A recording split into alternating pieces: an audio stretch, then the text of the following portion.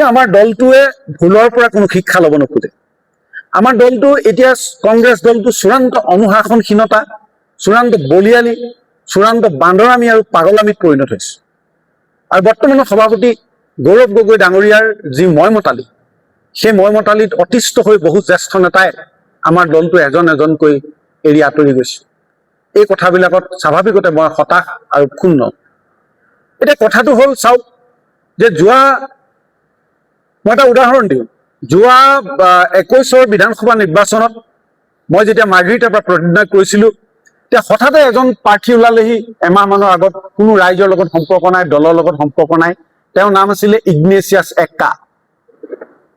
তেওঁ আহি এই হায়দৰাবাদ নে কৰ্ণাটকত কিবা চাকৰি কৰি আছিলে, তাৰ পৰা আহি টিকট বিচাৰিলে, দলে টিকেট নিদিলে, মই পালোঁ। তেওঁ হঠাৎ কি কৰিলে, এই বিজেপি দলৰ যিজন সেই সময়ৰ প্ৰাৰ্থী আছিলে বৰ্তমানৰ বিধায়ক ভাস্কৰ শৰ্মা ডাঙৰীয়াৰ কাষ চাপিলে। আৰু তেখেতৰ পৰা মই শুনিছোঁ, তথ্য প্ৰমাণ আছিলে মোৰ হাতত, তেখেতৰ পৰা টকা পইচা লৈ মোৰ বিৰুদ্ধে তেওঁ নিৰ্দলীয় হৈ প্ৰতিদ্বন্দ্বিতা কৰিলে, যাৰ ফলত মই নিৰ্বাচনটোত হাৰিব লগা হ'ল।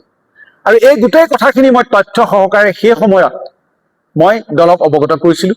আৰু সেই সময়ত আমাৰ প্ৰদেশ কংগ্ৰেছৰ ডিচিপ্লিনাৰী একশ্যন কমিটিৰ চেয়াৰমেন আছিলে প্ৰাক্তন মন্ত্ৰী, প্ৰাক্তন বিধায়ক, জ্যেষ্ঠ নেতা ভৰতনৰহ ডাঙৰীয়া।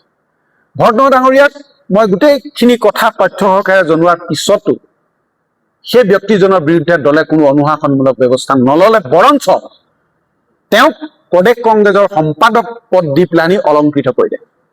এই কথাটোত স্বাভাৱিকতে মই ক্ষুণ্ণ হৈছিলোঁ, অপমান বোধ কৰিছিলোঁ যে দলে মোৰ প্ৰতি কোনো ন্যায় বিচাৰ নকৰিলে। ঠিক তেনেকৈ চাওক আপোনালোকে যে বিগত সময়ছোৱাত মাননীয় প্ৰাক্তন জনপ্ৰিয় মুখ্যমন্ত্ৰী তৰুণ গগৈ ছাৰৰ শাসনভাৰ পিছৰ পৰাই আমাৰ দলটোত চূড়ান্ত যিখিনি অনুশাসনহীনতা হৈছে, তাৰ এটা উদাহৰণ মই দিব লাগিব। সেইটো হ'ল যে যোৱা আগৰ যিবোৰ ৰাজ্যসভাৰ নিৰ্বাচন বা মহামান্য ৰাষ্ট্ৰপতিৰ নিৰ্বাচন, এই নিৰ্বাচনবোৰত আমাৰ দলটো কংগ্ৰেছ দলৰ বহু বিধায়কে ক্ৰছ ভোট কৰাৰ কথা আপোনালোক সকলোৱে বিদিত। এই কথা আপোনালোকে বাতৰি কাকত, মিডিয়া সকলোৱে জানে, ছ'চিয়েল মিডিয়া চবেই জানে। আৰু এই কথাটোৰে আমাৰ দলটোৰ আভ্যন্তৰীণ এটা কণ্ডলৰ সৃষ্টি কৰিছিলে। আৰু সেই সময়ত ভূপেন বৰা ডাঙৰীয়াৰ সভাপতিত্বত, ৰিপুণ বৰা ডাঙৰীয়াৰ সভাপতিত্বত এই যিসকল বিধায়কে ক্ৰছ ভোট কৰিছিলে, দলৰ অনুশাসন ভংগ কৰিছিলে, দলৰ হুইপ ভংগ কৰিছিলে, সেইসকলৰ বিৰুদ্ধে কঠোৰ অনুশাসনমূলক ব্যৱস্থা ল'ব লাগে বুলি কেইবাখনো গুৰুত্বপূৰ্ণ সভাত সিদ্ধান্ত ল'লে, আনকি AICCও সিদ্ধান্ত ল'লে। কিন্তু অল ইণ্ডিয়া কংগ্ৰেছ কমিটিয়ে অসমৰ দায়িত্বত থকা জিতেন্দ্ৰ সিং নামৰ সেই ব্যাগুম নেতাজনে সেইসকল বিধায়কৰ বিৰুদ্ধে কোনো অনুশাসনমূলক ব্যৱস্থা নললে। আৰু এই ব্যৱস্থা ল'বৰ কাৰণে কংগ্ৰেছ বিধায়িনী দলৰ নেতা দেৱব্ৰত শইকীয়া ডাঙৰীয়ায়ো দলৰ শীৰ্ষ নেতালে পত্ৰ লিখিছিলে, কিন্তু তেওঁৰ কথাটো কোনো ধৰণৰ দলে গুৰুত্ব নিদিলে।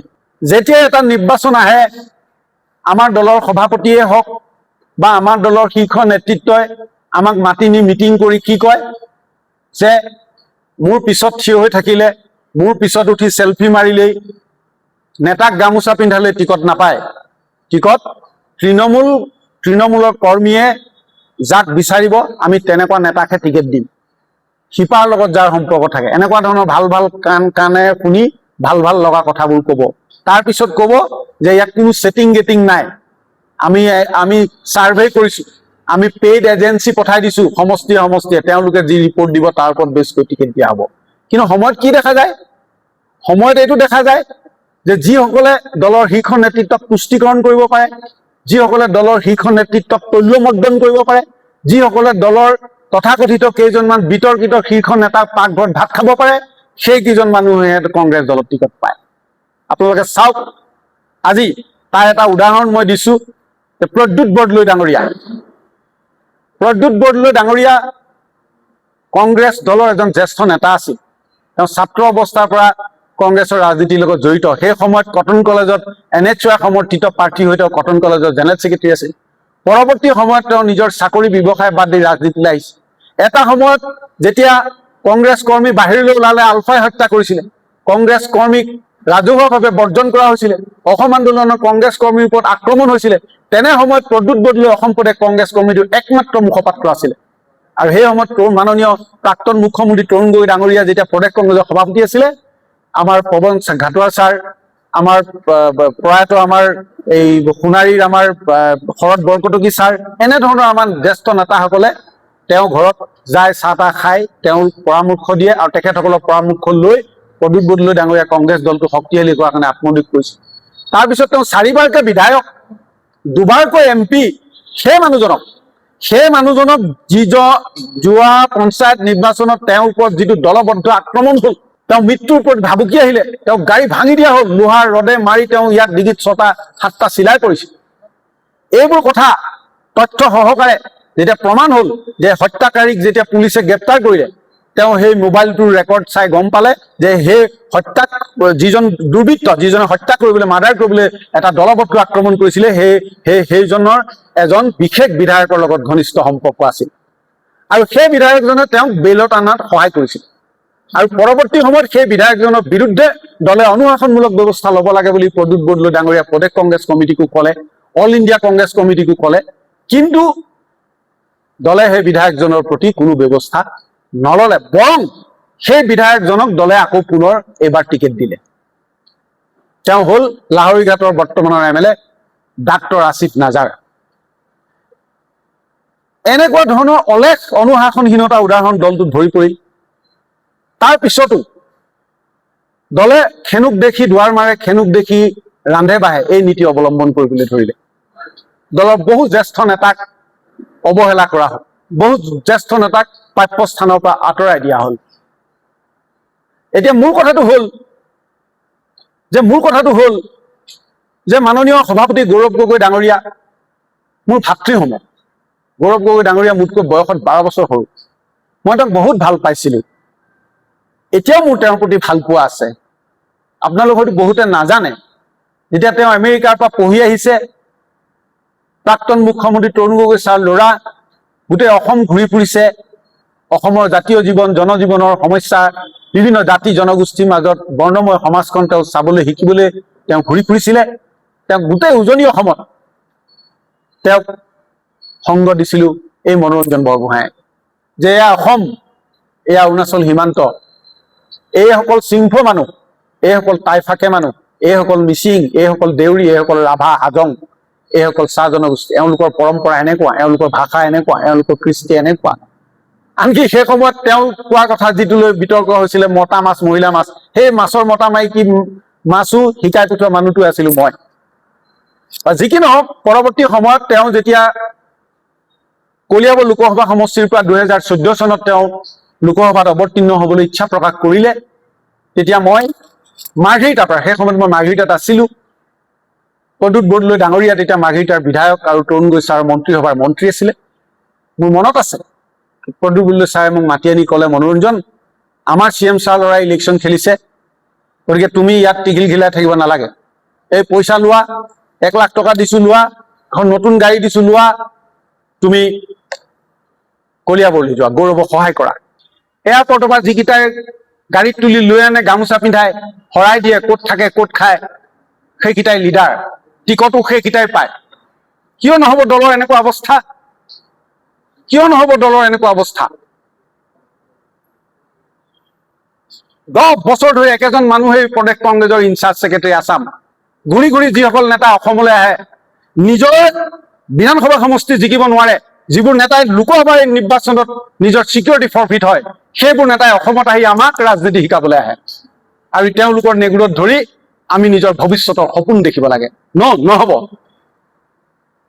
স্বাভিমান আছে আমাৰ, আত্মসন্মান আছে আমাৰ। তল্যমৰ্দনাৰ তুষ্টিকৰণৰ ৰাজনীতি কৰি নিজৰ ভৱিষ্যত, মই ৰাজনৈতিক ভৱিষ্যত সুৰক্ষিত কৰিব বিচৰা নাই। আৰু কংগ্ৰেছত মই কেৱল অন্ধকাৰ দেখিছোঁ, অন্ধকাৰ আৰু অন্ধকাৰ। ইয়াত যোগ্যজনৰ যোগ্য স্থান নাই, ইয়াত প্ৰতিভা, দক্ষতা, যোগ্যতাৰ কোনো স্থান নাই। ইয়াত স্থান আছে তল্যমৰ্দনাৰ তুষ্টিকৰণৰ। দিল্লী অলাৰ তুষ্টিকৰণৰ ৰাজনীতি কেনেকে ৰাহুল গান্ধীৰ গোটবুকত সোমাব পাৰি? অসমৰ শীৰ্ষ নেতাৰ লক্ষ্য এটাই, গৌৰৱ গগৈ গোটবুকত কেনেকে সোমাব পাৰি। কিন্তু নিজৰ ভৰি তলৰ মাটি আছে নাই, নিজৰ পঞ্চায়ত, নিজৰ বুথ, নিজৰ ব্লকত কি হৈ আছে, কাৰো সুধিবলৈ, কাৰো ক'বলৈ সময় নাই। গতিকে এনেকুৱা ধৰণৰ কেৱল গণবিচ্ছিন্ন, কেৱল তুষ্টিকৰণ, কেৱল তল্যমৰ্দনৰ ৰাজনীতিত মই অতিষ্ঠ হৈ মই আজি কংগ্ৰেছ দলৰ পৰা আনুষ্ঠানিকভাৱে পদত্যাগ কৰিছোঁ বুলি ঘোষণা কৰিলোঁ আৰু এই পদত্যাগ পত্ৰ মই অলপ সময়ৰ পাছতে সভাপতি গৌৰৱ গগৈ ডাঙৰীয়ালৈ প্ৰেৰণ কৰিম। মই গোলাঘাট চহৰত এটা হোটেলৰ এখন ৰুম বুক কৰি মই গৌৰৱ গগৈ ডাঙৰীয়াৰ কাৰণে সৰুপথাৰ, খুমটাই, গোলাঘাট এইবোৰ জেগাত ঘূৰি ফুৰিছিলোঁ। তাৰ পৰৱৰ্তী সময়তো 2019তো গৌৰৱ গগৈ ডাঙৰীয়া পুনৰ যেতিয়া কলিয়াবৰৰ পৰা সাংসদ হৈছিলে তেখেতৰ প্ৰতি আনুগত্য প্ৰকাশ কৰিছোঁ, যি পাৰোঁ সহায় সাৰথি কৰিছোঁ। আৰু যোৱা 2024 লোকসভা নিৰ্বাচনত যোৰহাট লোকসভা সমষ্টিৰ পৰা তেওঁক প্ৰতিদ্বন্দ্বিতা কৰিব লাগে বুলি প্ৰথম যোৰহাট চাৰ্কিট হাউচত প্ৰস্তাৱ দিয়া মানুহটোৱে আছিলোঁ মই, মনোৰঞ্জন বৰগোহাঁই। কিন্তু মোৰ বৰ দুখ লাগে যে যি গৌৰৱ গগৈ, যে তৰুণ গগৈ ছাৰ আমাৰ প্ৰাক্তন মুখ্যমন্ত্ৰী শ্ৰদ্ধাৰ, মোৰ আজিও তেখেতৰ প্ৰতি ভক্তি আৰু শ্ৰদ্ধা আছে। যেতিয়া তেখেত ইহসংসাৰ ত্যাগ কৰিছিলে, গুৱাহাটী GMCHৰ পৰা তেখেতৰ মৃত শৰীৰ যেতিয়া উলিয়াই আনিছিলে, সেই সময়ৰ পৰা নৱগ্ৰহ শ্মশানলৈকে তাৰ পৰৱৰ্তী সময়ত তৰুণ গগৈ ছাৰৰ চিতাভস্ম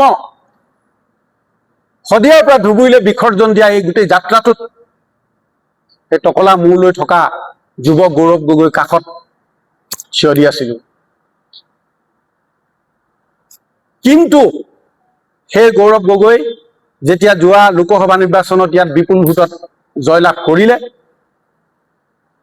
তেওঁ যোৰহাট চাৰ্কিট হাউচত এখন প্ৰেছ কনফাৰেন্স কৰিলে আৰু সেই প্ৰেছ কনফাৰেন্সখনত তেওঁ একেবাৰে সাপে খাতিৰ সোণাৰীৰ পৰা যোৰহাটলৈকে আমাৰ কংগ্ৰেছৰ সকলো শীৰ্ষ নেতৃত্বক, যুৱ নেতাক তেওঁ ধন্যবাদ আৰু কৃতজ্ঞতা জনালে।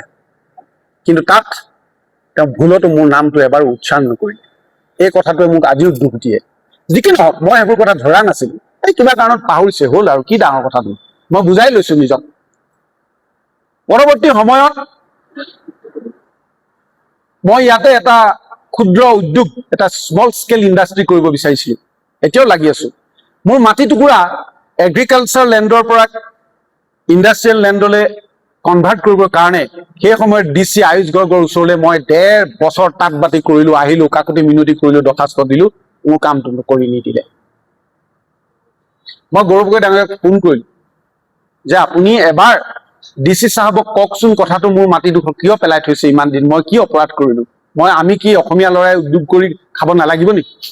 কিন্তু গৌৰৱ গগৈ ডাঙৰীয়াই সেই কামটো আজিলৈকে মোৰ খাতিৰত, মোৰ নিচিনা মানুহটোৰ খাতিৰত এটা ফোন এজন ডিচিক নকৰিলে। তাৰোপৰি আৰু বহুত ব্যক্তিগত কথা আছে বাৰু, সেইবোৰ মই ইয়াত নকওঁ। কিন্তু খং আৰু ক্ষোভৰ কথাটো আৰু আছে যে তেওঁ এজন সাংসদ হৈ, ঠিক আছে তেওঁ সাংসদ, তেখেত ডেপুটি লিডাৰো, তেখেত প্ৰদেশ কংগ্ৰেছৰ সভাপতি, আমি জানো তেওঁৰ সময়ৰ অভাৱ আছে। আৰে বাবা, সভাপতিটো তুমিয়ে হোৱা নাই অকল, সভাপতিটো ৰিপুণ বৰাও হৈছিলে, সভাপতিটো ভূপেন বৰাও হৈছিলে, সভাপতিটো অঞ্জন দত্তও হৈছিলে, সভাপতিটো ভুৱনেশ্বৰ কলিতাও হৈছিলে, সভাপতিটো তোমাৰ প্ৰীতিও হৈছিলে, সভাপতিটো পৱন সিং ৰাঠোৰো হৈছিলে প্ৰদেশ কংগ্ৰেছৰ। আৰে বাবা, তুমি মানুহৰ ফোন নুঠোৱা, কৰ্মীৰ লগত তোমাৰ কোনো সম্পৰ্ক নাই, তুমি তাৰ মেছেজৰ ৰিপ্লাই নিদিয়া। মই প্ৰদেশ কংগ্ৰেছ, তেওঁৰ কমিটিখনৰ মই এজন ছেক্ৰেটাৰী হয়, মই এজন চিনিয়ৰ স্প'ক্স পাৰ্চন। মোৰ নিচিনা মানুহটোৱে তেওঁৰ সাক্ষাৎ বিচাৰি আজি 6 মাহ মানৰ পৰা মই তেওঁক মেছেজ দি ফোন কৰি 6 মাহত মই 5 মিনিটো এপইণ্টমেণ্ট এটা নাপালোঁ। তেতিয়াহ'লে কোনে এপইণ্টমেণ্ট পাব? তেওঁ কাৰ লগত কথা পাতিব? তেওঁ যোৱা লোকসভা নিৰ্বাচনৰ আগত আমাৰ শিৱসাগৰৰে কেইবাটাও অৰাজনৈতিক দল সংগঠন, বিশেষকৈ স্বগোত্ৰীয় বুলি কৈছোঁ আৰু মই, আহোম সংগঠনে গৌৰৱ গগৈৰ বিৰোধিতা কৰিছিলে বুলি এটা প্ৰচাৰ হৈছিলে। সেই সময়ত মই এই সংগঠনৰ নেতৃত্বৰ লগত কথা বতৰা পাতিছিলোঁ আৰু কৈছিলোঁ যে ভাইহঁত, গৌৰৱ আহিছে, এটা ভাল ল'ৰা, সৎ ল'ৰা, ৰাজ্যখনৰ কাৰণে কাম কৰিব খুজিছে, তোমালোকে কিয় বিৰোধিতা কৰিছা? আহা, কাম এণ্ড টক উইথ হিম, কথা পাতা, কি আছে, দুখ সুখ ক্ষোভ বেদনা পাতা। মই কিছুমানক লগাই দিছিলোঁ আৰু 2টামান দল সংগঠনৰ লগত তেওঁক বহাই দিবলৈ, কথা পাতিবলৈ মই বহুত চেষ্টা কৰিছিলোঁ। আৰু এদিন মই এই কথাটো তেওঁক কৈছিলোঁ যে তুমি শিৱসাগৰলৈ গ'লে আমাৰ বিভিন্ন অৰাজনৈতিক দল সংগঠনসকল বা সংবাদসেৱীসকলৰ লগত তুমি বহিবা। তেওঁ মোক যিটো ভেকাহি মাৰিলে, কি বোলে আপুনি সদায় একেটা কথাকে কৈ থাকে বুলি মোক খুব জোৰকৈ এটা ভেকাহি মাৰিলে। আৰু এদিন মই তেওঁক ক'লোঁ যে গৌৰীসাগৰ ব্লকত এনেকুৱা জেগা আছে তুমি আজিলৈকে গৈ পোৱা নাই, তুমি আজিলৈকে দেওৰাজা দেখি পোৱা নাই, মৰা বজাৰ দেখি পোৱা নাই, হাফলুটিং দেখি পোৱা নাই, ডিকচু দেখি পোৱা নাই, বৰুৱা পুখুৰী দেখি পোৱা নাই, মোমাই তামুলী দেখি পোৱা নাই, হাফলুটিং দেখি পোৱা নাই। মই এই গোটেই পঞ্চায়ত কেইটা কৰ্মীসকলক একত্ৰিত কৰি এখন সভা দিম, তুমি তালৈ আহিবা। কৰ্মীসকলে তোমাক কাষত পালে ভাল পাব, ৰাইজেও তোমাক যিসকলে আশীৰ্বাদ দিয়ে, তোমাক যিসকলে মৰম কৰে, তেওঁলোকে তোমাক কাষত পালে প্ৰেৰিত হ'ব, ভাল পাব। তুমি আহিবা, মোক এটা সময় দিবা, মই কৰিম। কেইবাদিনো মই কলো। সেইদিনাও মোক তেওঁ কেইজনমান কৰ্মীৰ আগত, জুনিয়ৰ কৰ্মী, শিৱসাগৰৰ সৰু সৰু কেইটামান কংগ্ৰেছ দলৰ যুৱ কংগ্ৰেছ কৰ্মীৰ আগত মোক তেওঁ ধমকি দিছে, কি আপুনি বাৰে বাৰে একেটা কথাকে কৈ থাকে বুলি কয়। আপুনি বিচৰা বাতৰি পাব কেৱল নিউজ 18 এপত। নিউজ 18 এপ ডাউনলোড কৰিবলৈ স্কেন কৰক এই QR কোড। গুগল প্লে ষ্টৰতো পাব এই নিউজ 18 এপ।